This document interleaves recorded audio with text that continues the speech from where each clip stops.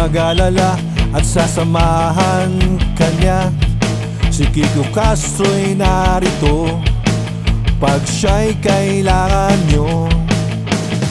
Maglilingkod ng totoo para lamang sa'yo.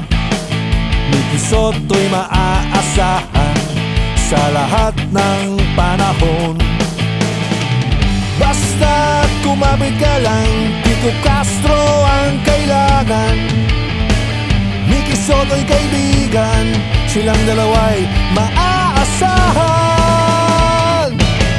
Kay Kiko Castro, Vice Mayor na maasahan nyo.